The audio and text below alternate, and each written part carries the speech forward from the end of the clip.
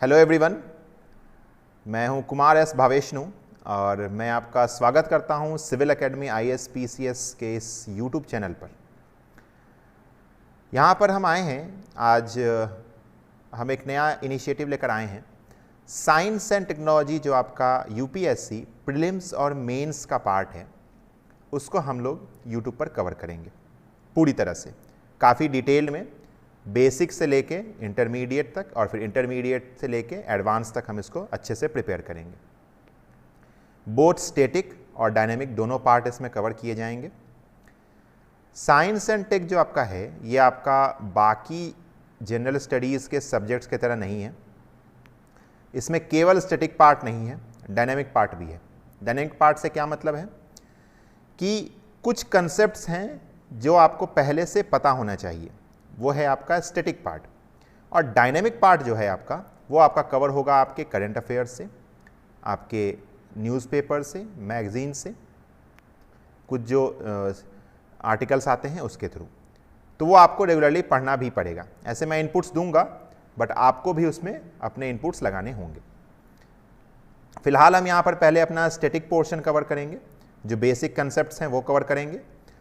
उसके ऊपर आप अपना बिल्डिंग ब्लॉक्स बनाएंगे, जो इनपुट्स हम देंगे उसके थ्रू। ठीक है। यूपीएससी प्री में ऑब्जेक्टिव क्वेश्चंस आते हैं साइंस एंड टेक पे, जो कि आपका डायनेमिक पोर्शन से पूछे जाते हैं जनरली। मेंस में अंडरस्टैंडिंग के क्वेश्चन होते हैं, जो कि आपका कुछ स्टैटिक से होते हैं और कुछ डायनेमिक से होते हैं। डायनेमिक और स्टैटिक का सेंस बस इतना है यहाँ पर कि जो चीज़ें बदल नहीं रही हैं वो है आपका स्टैटिक पार्ट। जैसे जो कंसेप्ट है वो नहीं बदल रहा है, उसके एप्लीकेशंस बदल रहे हैं, तो एप्लीकेशंस आपका डायनेमिक पार्ट होगा। जैसे मैं एग्जांपल दूं तो IISc बेंगलुरु ने परम प्रवेगा सुपर कंप्यूटर बनाया, उस पर क्वेश्चन आ गया, तो ये क्या हुआ, करंट अफेयर्स का पार्ट है। सुपर कंप्यूटर्स तो स्टैटिक पार्ट है जो कि आपको पढ़ना है, वो मैं पढ़ाऊंगा भी, बट परम प्रवेगा क्या है, ये आपका सुपर कंप्यूटर है। तो ये ऐसे ऑब्जेक्टिव क्वेश्चंस आपके पूछे जा सकते हैं प्रीलिम्स में। जैसे आपको 4 सुपर कंप्यूटर्स के नाम दे देगा और आपसे पूछेगा कि ये क्या है, ये आपको 4 ऑप्शन दे देगा। चारों ही ऑप्शन आपको एक जैसे ही लगेंगे कि ये भी हो सकता है, ये भी हो सकता है। तो जब तक आपको क्लियर अंडरस्टैंडिंग नहीं है स्टैटिक का, डायनेमिक के क्वेश्चन भी नहीं बन पाएंगे।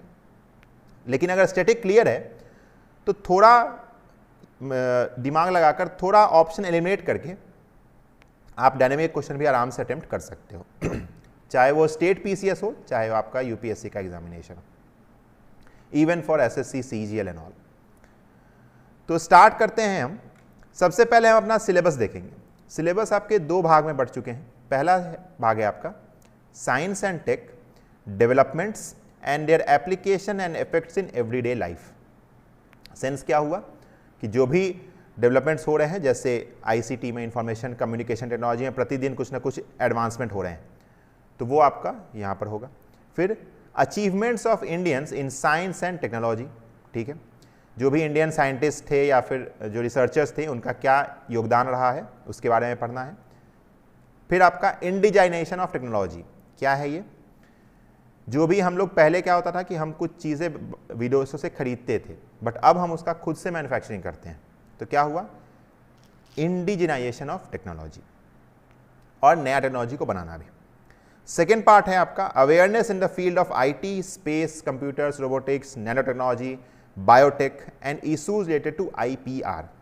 देखिए इसमें से इंटरकनेक्टेड क्या क्या है, IT, कंप्यूटर्स, रोबोटिक्स, ये आपका एक पार्ट हो जाएगा। दूसरा पार्ट आपका होगा जो आपका स्पेस, न्यूक्लियर और डिफेंस का पार्ट होगा। तीसरा पार्ट आपका नैनोटेक एंड इमर्जिंग टेक्नोलॉजीज, और लास्ट आपका quantum computing and intellectual property rights. ये आपका 5 तरीके से डिवाइड होगा।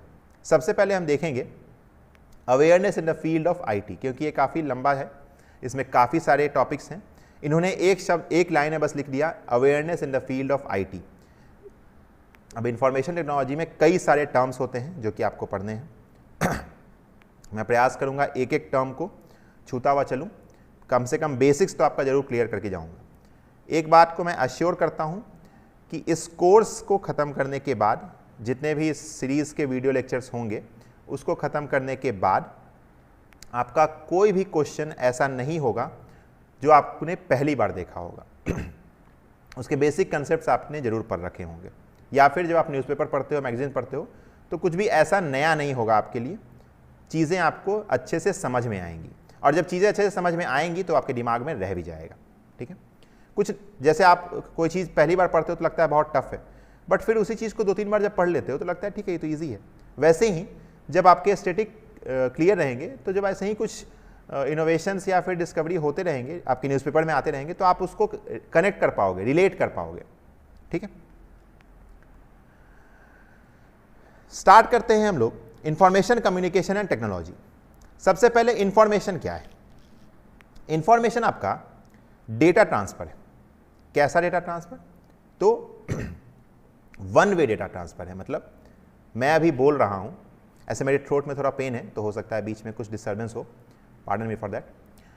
तो जैसे मैं अभी कुछ बोल रहा हूं, आप केवल सुन रहे हो, आइदर वाया लैपटॉप या फिर मोबाइल से आप इस वीडियो को देख रहे होगे, आप मुझे रिस्पॉन्ड नहीं कर पा रहे हो। हाँ, चैट बॉक्स में आप रिस्पॉन्ड कर सकते हो, बट डायरेक्टली कोई रिस्पॉन्स आप नहीं दे पा रहे हो। Sorry for that. But communication क्या होता है? इंफॉर्मेशन तो आपने समझ गया। कम्युनिकेशन क्या है? Exchange of data between two parties, यानी दो लोग इन्वॉल्व है, दो से ज्यादा लोग इन्वॉल्व है। डेटा ट्रांसफर हो रहा है एक सोर्स से डेस्टिनेशन तक। क्या हम कहेंगे इसे? By directional flow of data, by directional transfer of data. मैं भी आपको डेटा दे रहा हूं, जैसे ऑफलाइन क्लासेस होती हैं, टीचर स्टूडेंट्स को पढ़ा रहे हैं, स्टूडेंट्स अपने डाउट पूछ रहे हैं, तो डेटा ट्रांसफर बाई डायरेक्शनल है। वो तो ऑनलाइन मीडियम में भी आप कर सकते हो बाया चैट, बट कहने का सेंस समझो कि जब डेटा दोनों तरफ से ट्रांसफर हो सके तो उसे हम कम्युनिकेशन कहते हैं। जैसे आप किसी से बात करते हैं, क्या इन्वॉल्व होता है इसमें? डिफरेंट एलिमेंट्स हैं। जैसे जो सेंडर है उसके पास ट्रांसमीटर होता है जो ट्रांसमिट करता है डेटा को, रिसीवर के पास रिसीवर होता है जो उस डेटा को रिसीव करके रिसीवर को पहुंचाता है। तो पहला टर्म हुआ आपका ट्रांसमीटर, दूसरा रिसीवर। लेकिन कोई मीडियम चाहिए तो हम उसे कहते हैं कम्युनिकेशन चैनल। ठीक है, तो 3 चीज़ें यहाँ पे इंपॉर्टेंट है, ट्रांसमीटर, कम्युनिकेशन चैनल और रिसीवर। जैसे अगर आप सोचो, पहले ओल्ड डेज में कैसे कम्युनिकेशन होता था? आपने देखा होगा कई सारे सीरियल्स में, जो मिथोलॉजिकल सीरियल्स या फिर जो पुराने सीरियल्स हैं, उसमें क्या था? कबूतर के पैर में पर्ची बांध दिया जाता था और वो कबूतर एग्जैक्ट लोकेशन पे जाके अपना जो भी डेटा है वो पहुंचा के आता था। तो जिन्होंने भेजा कबूतर को वो क्या हुआ? सेंडर हुआ। कबूतर चैनल हुआ, और जहाँ पर उसने जाके दिया वो आपका रिसीवर हुआ। वैसे ही घुड़सवार लोगों को भेजा जाता था पहले, काफ़ी तेज घुड़सवार वालों को, ताकि वो एकदम कहा जाता था कि साउंड के स्पीड से वो लोग जाते हैं, मतलब कहने के लिए लोग कहते थे कि एकदम साउंड के स्पीड से लोग जाते हैं और अपना जो इन्फॉर्मेशन है वो दे के आते हैं। ये क्या है? ये सभी इंफॉर्मेशन शेयरिंग है, कम्युनिकेशन है। अब करेंट सिनारियो में हम लोग ऐसे टर्म्स का यूज नहीं करते हैं, ऐसे चीजों का यूज नहीं करते हैं। अब हम यूज करते हैं इलेक्ट्रोमैग्नेटिक वेव्स का। किसी भी मीडियम में इस सोर्स से लेके डेस्टिनेशन तक इंफॉर्मेशन को पहुंचाने के लिए हम ईएम वेव्स का यूज करते हैं। ईएम वेव्स है क्या? EM waves actually combination of 2 waves हैं, इलेक्ट्रिक वेव्स और मैग्नेटिक वेव्स। जैसे आप यहां पर पिक्चर में देख पा रहे होंगे, एक ब्लू कलर का वेव है जो कि सामने बढ़ते चला जा रहा है, और एक येलो कलर का वेव है जो हॉरिजॉन्टली मूव कर रहा है। जो ब्लू कलर का वेव है वो आपका मैग्नेटिक फील्ड है, और ये आपका वर्टिकली मूव कर रहा है, एम्पलीट्यूड बढ़ रहा है फिर घट रहा है, मतलब इसका जो हाइट है वो बढ़ रहा है फिर घट रहा है फिर बढ़ रहा है वाई एक्सिस में। ठीक है, एक्स वाई एक्सिस तो आप सभी को पता होगा, इतना मैं एज्यूम करता हूं। ये आपका क्या हो गया? एक्स एक्सिस, ये वाई एक्सिस। तो मैग्नेटिक फील्ड जो है ये वाई एक्सिस में मूव कर रहा है, और जो इलेक्ट्रिक फील्ड है वो आपका एक्स एक्सिस में मूव कर रहा है। ठीक है, डायरेक्शन क्या है? डायरेक्शन आपका जेड एक्सिस में है। ठीक है। अब देखिए, दोनों ही मूवमेंट कर रहे हैं और दोनों ही एक ही डायरेक्शन में मूवमेंट कर रहे हैं, यही कहलाता है आपका ईएम वेव्स। ईएम वेव्स को कोई मीडियम नहीं चाहिए होता है, सबसे अच्छी बात इसमें यह है। जैसे साउंड वेव्स हैं, आप कभी अगर एक्सपेरिमेंट करना चाहो तो देखो, अपने मुंह के सामने हाथ को रखो, जब आप बोलोगे जैसे ही आपका इंटेंसिटी बढ़ेगा तो आपको धक्का सा लगेगा, आप एयर प्रेशर देते हो अपने हाथ पे, तो साउंड के मूवमेंट के लिए आपको एयर चाहिए होता है, बट इलेक्ट्रोमैग्नेटिक वेव्स के ट्रांसफर के लिए उनको मीडियम की जरूरत नहीं होती है। वेव्स से रिलेटेड आपको कुछ टर्म्स जो कि आपको जानने चाहिए, मैं आपको वो टर्म्स भी एक बार गो थ्रू करवा देता हूं। जैसे पहला टर्म होता है एम्पलीट्यूड। जैसे इस वेव में आप देखो तो इस वेव का जो हाइट है उसे हम कहते हैं एम्पलीट्यूड। ये जो हाइट आप देख रहे हो ये आपका एम्पलीट्यूड है। एम्पलीट्यूड बढ़ रहा है फिर घट रहा है, फिर निगेटिव में बढ़ रहा है फिर घट रहा है, ये हो गया आपका एम्पलीट्यूड। दूसरा क्या है, एम्पलीट्यूड को मेजर किस में करते हैं, मीटर में, सेंटीमीटर में, मिलीमीटर में या फिर एंगस्ट्रॉम में। यहां पर मैंने नीचे एंगस्ट्रॉम लिख भी रखा है, ये आपका एंगस्ट्रॉम है, यूनिट है बस मेजरमेंट का, बाकी कुछ नहीं है। दूसरा होता है वेवलेंथ। वेवलेंथ क्या होता है, वेवलेंथ को डिफाइन किया जाता है distance between two consecutive maxima और मिनिमा। जैसे यहां पर वैल्यू मैक्सिमम है, अगला मैक्सिमम वैल्यू कहां पर है, यहां पर है, सिमेट्रिकल वेव है, तो इस पॉइंट से लेके इस पॉइंट का जो डिस्टेंस है ये आपका वेवलेंथ कहलाएगा। ठीक है।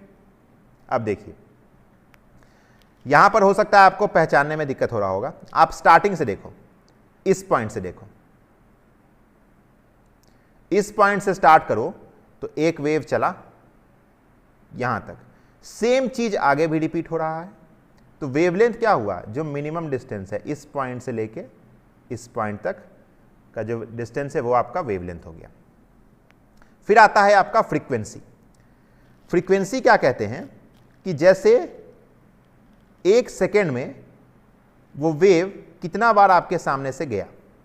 जैसे मान लो इस पूरे वेव को यहां से यहां ट्रेवल करने में 1 सेकेंड लगा, तो कितना वेव हुआ, 1, 2, तो फ्रीक्वेंसी क्या हो गया, 2 हर्ट्ज। हर्ट्ज क्या होता है, पर सेकेंड को हम हर्ट्ज कहते हैं। ठीक है, 1 सेकेंड में कितना, तो ये हुआ, इसको हम लोग 2 हर्ट्ज कहेंगे। ठीक है। ऐसे ही अगर बहुत, जैसे मान लीजिए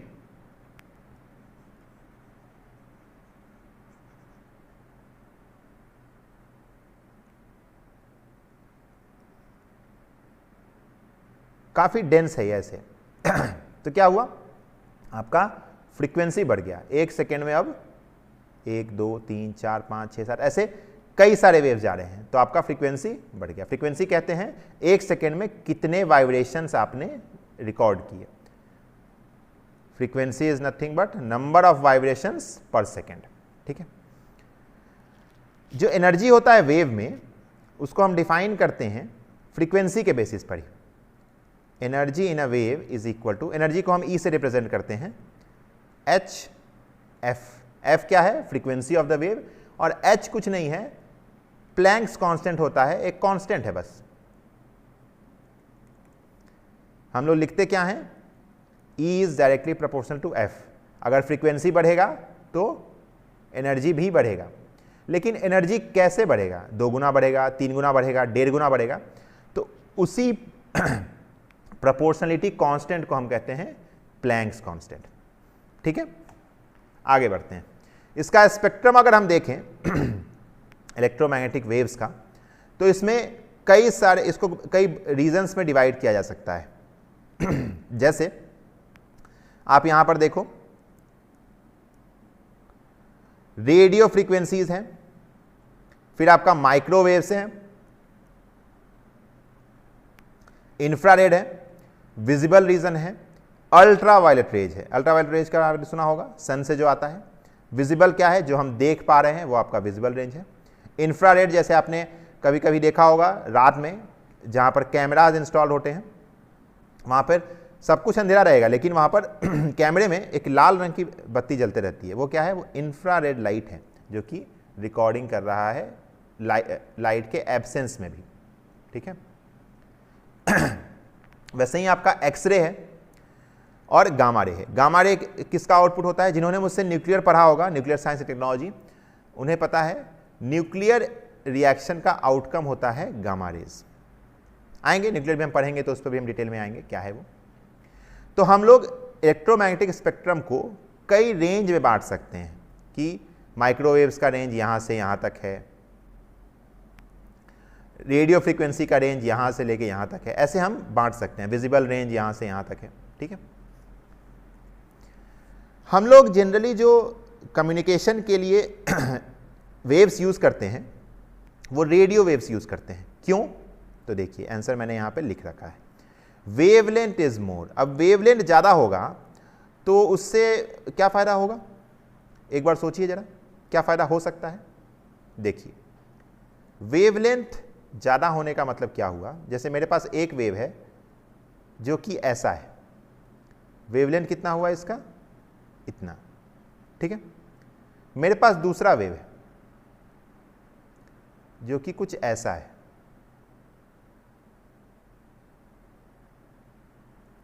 अब मेरा वेवलेंथ कितना है?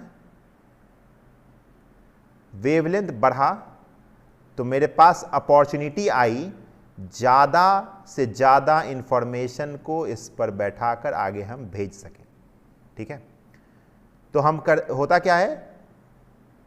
वेवलेंथ बढ़ने से हमारे पास नंबर ऑफ डेटा ट्रांसमिट करने का लिबर्टी बढ़ जाता है।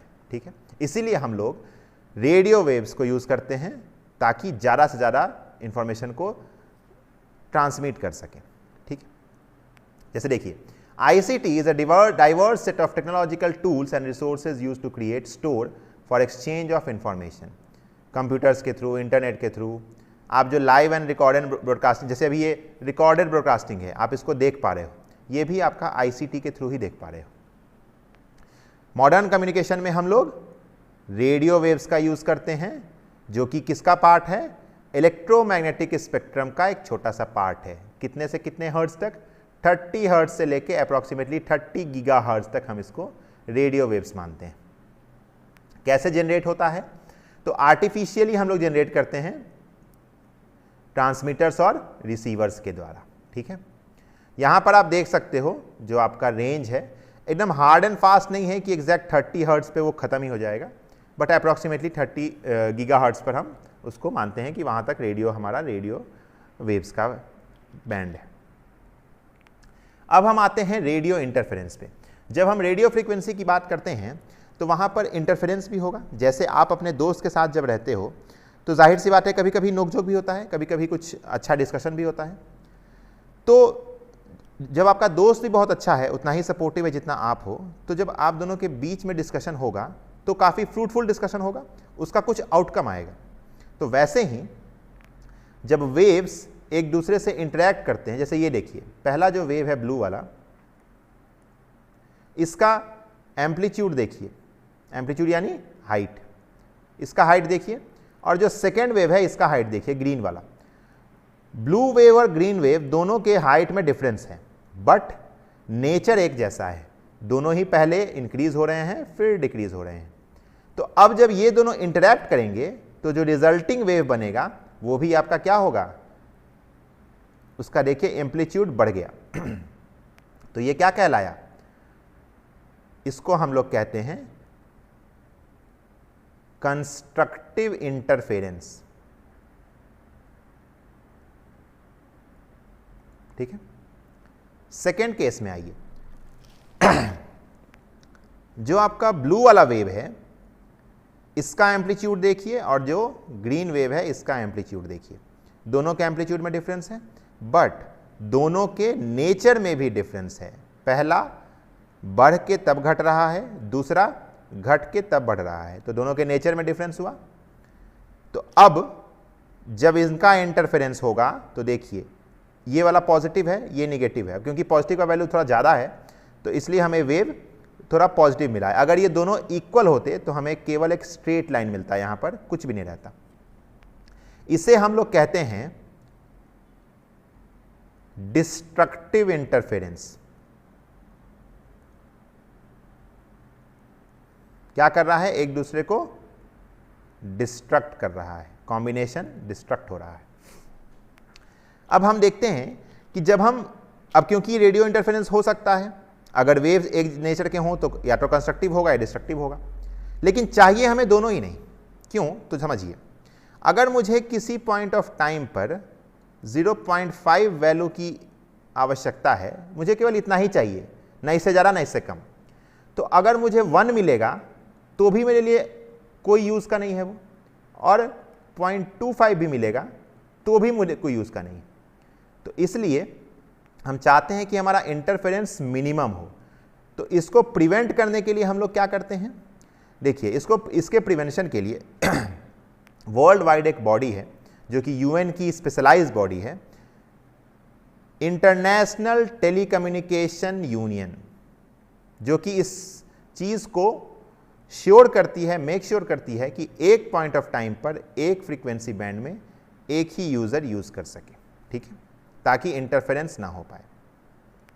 इंडिया में ऐसी रेगुलेटिंग अथॉरिटी कौन सी है, तो telecom regulatory authority of India, try. ये किसके नॉर्म्स पर काम करती है, ये आईटीयू के नॉर्म्स को बेस बनाकर ही अपना काम करती है इंडिया में। नेक्स्ट हम लोग देखेंगे सैटेलाइट कम्युनिकेशन। रेडियो वेव्स का यूज हम लोग सैटेलाइट कम्युनिकेशन में भी करते हैं। इसमें कुछ बैंड्स हैं जो आपको जान लेने जरूरी है। जैसे आप यहां पर नीचे देख पा रहे होंगे, एल, एस, सी, एक्स, क्यू, के और का, ये सभी बैंड के नेम हैं। क्या है ये देखते हैं, डिटेल में देखेंगे। देखिए, एल बैंड जो है आपका, वो आपका जीपीएस और मोबाइल फोन्स के लिए यूज होने वाला बैंड है, ठीक है, इसको हम लोग वहां पर यूज करते हैं, इस बैंड में यूज करते हैं। वेदर रेडार सैटेलाइट्स के लिए, या फिर जो नेवी कभी कभी रेडार्स का यूज करती हैं, उनके लिए एस बैंड का यूज होता है। जो सी बैंड है आपका, यहां पर देखिए, जो सी बैंड है, ये आपका सैटेलाइट कम्युनिकेशन के लिए है, उन जगहों के लिए जहां, जो ट्रॉपिकल एरियाज हैं, जहां पर रेन बहुत ज़्यादा होता है, बहुत ज़्यादा रेनफॉल होता है, तो उसके लिए हम लोग स्पेसिफिक फ्रीक्वेंसी है आपका। चौथा है आपका एक्स, ये है आपका गवर्नमेंट ओन्ड ऑर्गेनाइजेशन के द्वारा यूज किया जाता है, डिफेंस, मिलिट्री। आपके लिए अलाउड नहीं है यूज करना, यूज करने पर हो सकता है सजा भी का भी प्रावधान हो, तो ये गवर्नमेंट ऑर्गेनाइजेशंस के लिए अवेलेबल है, जैसे एयर ट्रैफिक कंट्रोल है उन लोगों के लिए। जो क्यू, के और का है, ये कम्युनिकेशन सैटेलाइट्स के लिए अवेलेबल है। क्यों, तो देखिए, जैसे जैसे आप आगे बढ़ रहे हो, फ्रीक्वेंसी का जो बैंड बढ़ रहा है, तो क्या हो रहा है, एट हायर फ्रीक्वेंसी, जैसे आप यहाँ पे देखो 40 गीगाहर्ट्ज पे हमारे पास कितना है, एक काफ़ी बड़ा रेंज है, जबकि एल में अगर हम देखें तो हमारे पास रेंज बहुत छोटा है, एस में भी छोटा रेंज है, बट के और क्यू में हमारे पास काफ़ी बड़ा रेंज है। तो होता क्या है, जब बैंडविड्थ बड़ा होगा तो हम ज़्यादा डाटा को भेज पाएंगे, विथ ज़्यादा स्पीड के साथ भेज पाएंगे। लेकिन यहाँ पर एक और समस्या है, अगर हम ज़्यादा डेटा को ज़्यादा स्पीड से भेज रहे हैं तो कभी कभी सिग्नल का डिग्रेडेशन भी हो जाता है। कैसे होता है, तो देखिए, कभी कभी क्या होता है कि एटमॉस्फेयर में कई सारे एयर मॉलिक्यूल्स हैं, वाटर मॉलिक्यूल्स हैं, वेपर्स हैं, तो इनसे टकराकर जो डेटा है या तो स्कैटर कर जाता है या फिर एब्जॉर्ब हो जाता है कुछ डेटा। इसी को हम कहते हैं रेन फेड, जो एक बहुत मतलब हॉट टॉपिक है, बहुत जगह एग्जाम्स में पूछा भी गया है। क्या है ये rain fade? Rain fade is nothing but absorption और scattering of signal through rain droplets और एयर मॉलिक्यूल्स, ठीक है। ये आपका हुआ सैटेलाइट कम्युनिकेशन के बारे में। अब देखिए, सैटेलाइट कम्युनिकेशन में हम लोग, आपने अभी जियो का फाइबर जरूर यूज़ किया होगा, जियो फाइबर, जियो नेट हर घर में लगभग है। तो ये कैसे हो रहा है, मीडियम क्या है? यहाँ पर दो टर्म यूज होते हैं, अनगाइडेड मीडियम और गाइडेड मीडियम। अनगाइडेड मीडियम क्या है कि जब हम किसी स्पेस या फिर एयर का यूज़ करते हैं, कोई डायरेक्ट कांटेक्ट नहीं करते हैं, तो ये है आपका अनगाइडेड। जैसे आप लोग कभी देखे होंगे वायरलेस और वायर्ड वाला माउस, तो सीधा एग्जांपल समझो, जो अनगाइडेड है वो आपका वायरलेस माउस है और जो गाइडेड है वो आपका वायर्ड माउस है। मोबाइल फोन्स में जो ट्रांसमिशन यूज होता है वो आपका अनगाइडेड होता है। सेकेंड है आपका गाइडेड। गाइडेड क्या है? वायर्स के थ्रू आप कनेक्शन, ठीक है, जैसे कॉपर वायर हो सकता है, ऑप्टिकल फाइबर केबल्स हो सकता है। ऑप्टिकल फाइबर केबल के बारे में इंफॉर्मेशन आपको हमेशा रहना चाहिए, क्योंकि 5G 6G ये सभी इन्हीं पर बेस्ड हैं। तो देखिए यहाँ पर एक टर्म आता है टोटल इंटरनल रिफ्लेक्शन, और इसी प्रिंसिपल पर ये काम करता है आपका ऑप्टिकल फाइबर केबल्स जो है। सो क्या है ये? तो देखिए, जो आपका आपने बचपन में आप सभी ने रिफ्लेक्शन तो जरूर पढ़ा होगा 9th-10th में। क्या होता है? कोई एक लाइट इंसिडेंट किया और वो रिफ्लेक्ट बैक कर गया, तो यहां और इसका एंगल दोनों सेम होता है। तो ये हो गया आपका रिफ्लेक्शन। बट रिफ्रैक्शन क्या होता है? रिफ्रैक्शन भी आपने पढ़ा होगा 10th में। रिफ्रैक्शन हम कहते हैं कि जब किसी डेंसर मीडियम से कोई लाइट इंसिडेंट करेगा रेयरर मीडियम पे, तो वो अपने पाथ से थोड़ा सा डेविएट कर जाएगा, ठीक है। इसको जाना कैसे था? इसको जाना तो ऐसे ही था, बट ये क्या किया? अपने पाथ से थोड़ा सा डेविएट कर गया। अब मान लो मैंने इंसिडेंट इस पॉइंट पे नहीं किया, थोड़ा सा मैंने एंगल को बढ़ा दिया और तब इंसिडेंट किया, तो क्या होगा? ये जो रिफ्रैक्टेड रे है वो आगे झुक जाएगा, ठीक है। ये रिफ्लेक्टेड नहीं है, रिफ्रैक्टेड है, ठीक है। इसको देख लीजिएगा। अब देखिए, जब मैंने यहां पर एंगल को बढ़ाया तो जो रिफ्रैक्टेड रे है उसका भी एंगल बढ़ जाएगा इधर से। तो एक ऐसा पॉइंट आएगा जो थीटा क्रिटिकल होगा कि उस पॉइंट ऑफ टाइम पे ये दोनों मीडियम के जो बीच का पार्टीशन है उससे मूवमेंट चालू करेगा, ठीक है। तो वो पॉइंट कहलाएगा आपका थीटा सी, यानी क्रिटिकल एंगल। नेक्स्ट स्टेप क्या है? जैसे ही मैं इस क्रिटिकल एंगल को और बढ़ाता हूं, मैं थोड़ा सा और इसको आगे बढ़ाऊं, तो क्या होगा? ये इधर गया तो ये वाला पोर्शन भी नीचे आ गया, ये था वो नीचे आ गया। हम इसको एज अ रिफ्लेक्शन के रूप में ट्रीट कर सकते हैं, बट ध्यान रहे कि θ1 is not equal to θ2 here. क्यों? क्योंकि ये रिफ्लेक्शन नहीं है।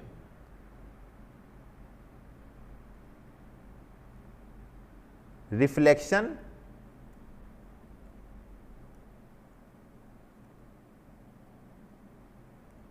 और टोटल इंटरनल रिफ्लेक्शन, इन दोनों में अंतर है, ठीक है। रिफ्लेक्शन में दोनों एंगल सेम होते हैं, यहां पर आप देख सकते हो, और रिफ्लेक्शन में आपका दोनों एंगल बराबर नहीं होते। हो क्या रहा है? डेंसर मीडियम से जब हम रेयर मीडियम में जा रहे हैं तो हमारा जो इंसिडेंट लाइट है वो रिफ्रैक्ट बैक कर जा रहा है, ठीक है। यह है आपका ऑप्टिकल फाइबर, इसमें भी ऐसा ही होता है।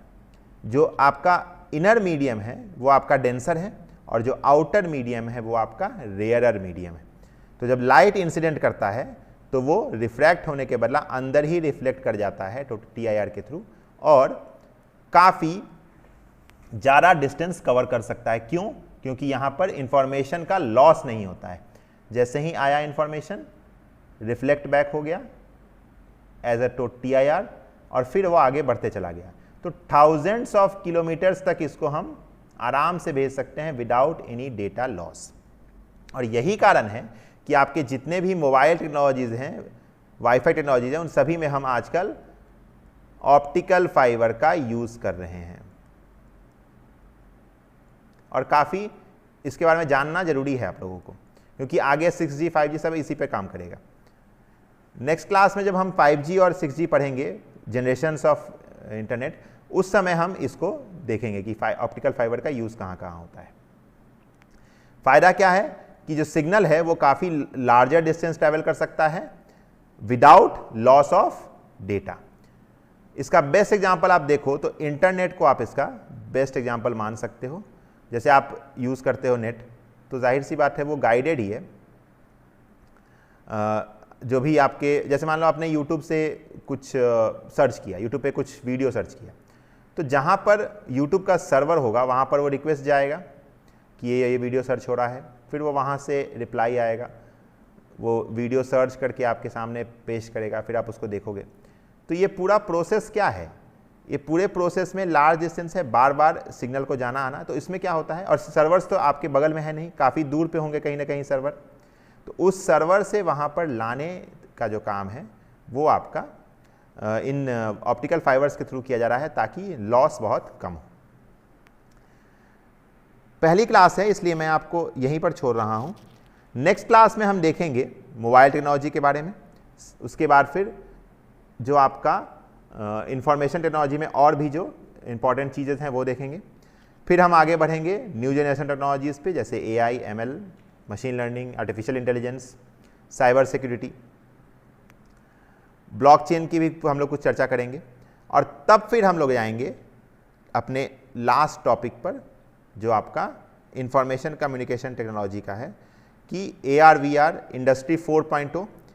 इंडस्ट्री 4.0 से आप क्या समझते हैं? इंडस्ट्री 4.0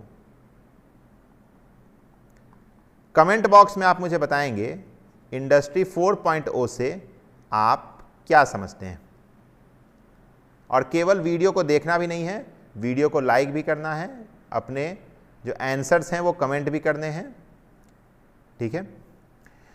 तो आज के लिए बस इतना ही, मिलेंगे कल नेक्स्ट क्लास में फिर 5G और डिफरेंट मोबाइल टेक्नोलॉजीज़ के साथ। तब तक के लिए जय हिंद, वंदे मातरम। जिन्होंने अभी तक हमारे चैनल को सब्सक्राइब नहीं किया है वो हमारे चैनल को तुरंत सब्सक्राइब कर लें। ऐसे ही इंपॉर्टेंट अपडेट्स आपके लिए आते रहेंगे। यूट्यूब पर कई सारे इनिशिएटिव्स आपके लिए पाइल्ड अप हैं और वो धीरे धीरे हम लोग उसको एग्जीक्यूट कर रहे हैं। जैसे ये आपका साइंस एंड टेक का जो पूरा पोर्शन है, ये कई लेक्चर्स में आपको पूरा बेसिक से लेके एडवांस तक पूरा कवर करके दिया जाएगा। आप इसको पढ़ें, रेगुलर रहिए। जो स्टूडेंट्स जैसे जो आर्ट्स और बाकी डोमेन के स्टूडेंट्स हैं वो लोग थोड़ा कोप अप करने का कोशिश करेंगे, साथ में रहेंगे, हमारे पीछे नहीं छूटेंगे। बस अगर आप मेरे साथ में रहिएगा तो मैं इतना गारंटी देता हूँ कि इस कोर्स के बाद आपका कोई भी क्वेश्चन ऐसा नहीं छूटेगा कि आपने उसके बारे में सुना नहीं था, आपने उसके बारे में पढ़ नहीं रखा था, आपको याद नहीं रहेगा तो वो आपके ऊपर है। बट मेरा प्रयास रहेगा कि मैं एक एक टॉपिक को काफ़ी डिटेल में काफ़ी अच्छे से पढ़ा सकूं। ठीक है, तो मिलते हैं नेक्स्ट वीडियो में। जय हिंद, वंदे मातरम।